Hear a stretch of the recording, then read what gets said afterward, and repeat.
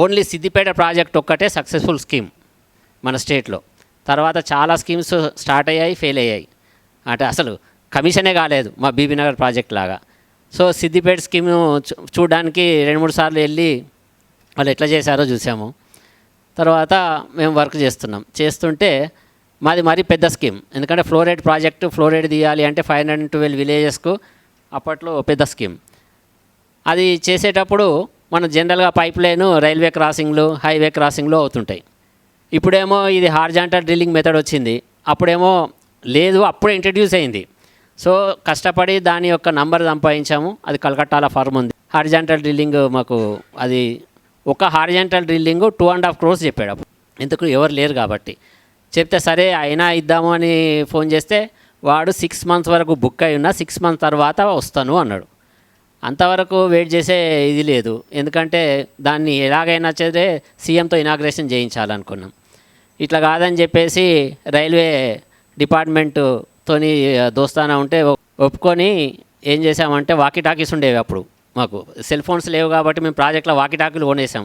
అందరు జైలు దగ్గర మేము వాకీ టాకీలు మెయింటైన్ చేస్తుంటే వాకీ టాకీలతోని ఆ యొక్క రైల్వే స్టేషన్ మాస్టర్ కూడా ఒక వాకీ టాకీ ఇచ్చేసి మాకు ఏదైనా వర్క్ లేట్ అయితే మేము ఇన్ఫర్మేషన్ ఇస్తాము, ఆ ట్రైన్ అక్కడనే ఆపేయండి. మీరు ప్యాసింజర్ ట్రైన్ చాలామంది ఉంటారు, ఆ ట్రైన్స్ని ఆపేయండి, ఆపేసి మాకు కంప్లీట్ అయినాక మేము సిగ్నల్ ఇచ్చినాక మీరు సిగ్నల్ ఇవ్వండి అన్న.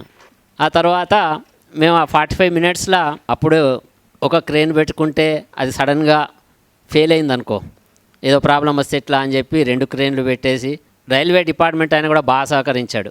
ఆయన వాళ్ళ గ్యాంగ్మెన్స్ అందరినీ దించేసిండు. ఆ గ్యాంగ్మెన్స్ అందరికీ ఆ రోజు పేమెంట్ కూడా మేమే ఇప్పించి మొత్తం పట్టాలు ఇప్పేసి చేద్దామని స్టార్ట్ చేసాం. ఈ విషయము మా గారికి, ఎస్సీ గారికి చెప్పాను.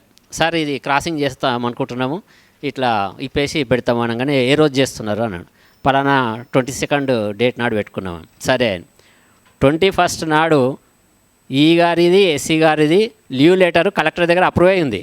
అంటే ఆ 22nd నాడు వాళ్ళు 21, 22, 23 3 రోజులు లీవ్ పెట్టారు. ఎందుకు అంటే ఏమన్నా అయితే వీడు పోతాడు, మనం సేఫ్ ఉందామని 3 రోజులు లీవ్ పెట్టేశారు వాళ్ళు. ఎందుకంటే బాగా రిస్క్ తీసుకుంటున్నాం, అంత రిస్క్ అవసరమా అని. రిస్క్ ఏముంది, పోతే ఉద్యోగం పోతుంది, ఇంకోటి చేసుకోవచ్చు అని నాకు బ్యాక్ ఆఫ్ ద మైండ్ మళ్ళీ ఫార్మ్ పెట్టుకోవచ్చు కదా అని. అయితే అది క్రాసింగ్ చేసాము. క్రాసింగ్ చేసినాక చేసేంత టైము వీడియో తీసాము. తర్వాత ఆయన ట్రైన్ పంపించాడు, అప్పుడు కూడా వీడియో తీసి ఒక 15 రోజులు వాళ్ళు ఏం చేశారంటే ఆ స్పాట్కి వచ్చే వరకు ట్రైన్ స్లో చేసి స్లోగా పోయేవాళ్ళు, సెటిల్మెంట్ అవుతుందేమో అని. ఒక 15 days రోజు కొద్దిగా స్పీడ్ పెంచి లాస్ట్కు అది ఓకే అయిపోయింది. ఆ ఇన్స్పిరేషన్తో ఇంకా 3 రైల్వే క్రాసింగ్ ఉండే 3 చేసాము. సీఎం గారితో ఇనాగ్రేషన్కు పెట్టాం. ఇనాగ్రేషన్ పెట్టే ముందు ఈఎన్సీ గారిని నేను అడిగాను. అప్పటి వరకు మనకు WTPకి కాంపౌండ్ వాళ్ళు కట్టేసి లాన్ డెవలప్ చేసి ఇక బాగా కనిపించాలా అని సెక్యూరిటీ పోస్ట్, సింగిల్ కాలం సెక్యూరిటీ పోస్ట్ కట్టాం. ఆ సింగిల్ కాలము హెగ్జాగనల్ షేప్లో, నాకు హెగ్జాగన్ అంటే ఎందుకో మొదటి నుంచి ఇష్టం, ఆ షేప్లో కట్టాం. కట్టిన తర్వాత డిజైన్ చేపిస్తే ఎస్టిమేట్ చేస్తే ఎంత అయింది, 2 lakhs అవుతుంది.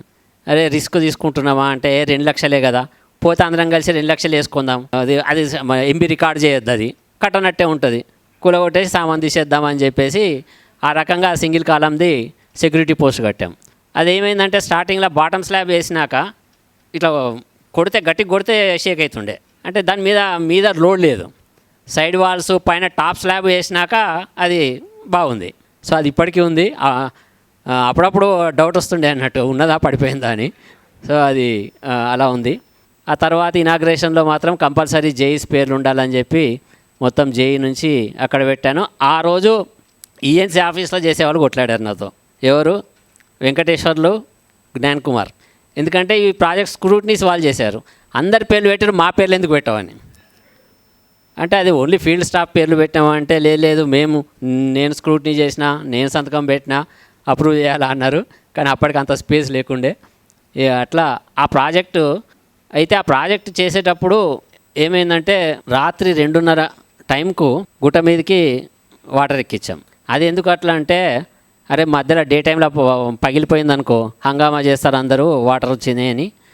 పగిలిపోయినాయి, ఏది నాసిరకం పైపులు, మన కామన్ డైలాగ్ ఉంటుంది కదా, నాసిరకం పైపులు, ఇంజనీర్లు కాంట్రాక్టర్లు కుమ్ముక్కై నాసిరకం పైపులు అంటారు అని చెప్పి రాత్రి టెస్టింగ్ పెట్టుకున్నాం. రాత్రి టెస్టింగ్ పెట్టి గుట్ట మీదకి మల్లన్న గుట్ట మీద రాత్రి 2 గంటల వరకు వెయిట్ చేసి సక్సెస్ఫుల్గా జిఎల్బిఆర్లో పడ్డది.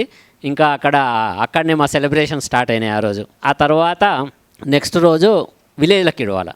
విలేజ్లకు ఇచ్చేటప్పుడు ముందు పోయి ఒకసారి లైన్ అంతా చూసుకొని వాల్స్ అన్ని చూసుకొని విలేజ్లో చెప్పాం, ఇట్లా కృష్ణా వాటర్ వస్తున్నాయి మీకు రేపు అని. ఎవ్వరు నమ్మలే, ఎందుకంటే అంతకుముందు ఎన్నో ప్రామిసులు చేశారు, ఫ్లోరైడ్ మీద చేస్తారన్నారు, ఏవి రాలేదు. ఇదే బోర్వేలే దిక్కు, ఇదే బ్రతుకు అనే వాళ్ళ ఉన్న టైంలో రేపు వస్తాయి కృష్ణా వాటర్ అంటే ఫస్ట్ నమ్మలే. తర్వాత మేము టెస్ట్ చేసుకుంటా కృష్ణా వాటర్ రాగానే వాళ్ళు ఎంత సంతోషపడ్డారంటే, యాక్చువల్గా మనము ఫస్ట్ వాటర్ ఇచ్చినప్పుడు పైప్లో ఉన్న మట్టి అది ధూళి అన్నీ బయటకు వచ్చేస్తాయి, నీళ్ళు ఎక్దమ్ మడ్డి వాటర్ వస్తాయి. ఆ మడ్డి వాటర్ వచ్చినా దాన్ని పెట్టుకొని వాళ్ళు ఒక నీళ్ళ పండుగ లాగా ఫుల్ స్నానాలు చేయడము, అది చాలా సాటిస్ఫాక్షన్ ఉండేది.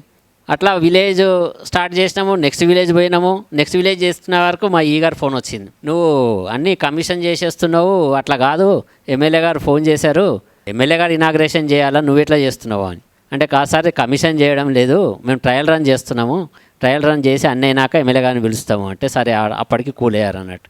సో విలేజ్ ఇనాగ్రేషన్ చేశారు.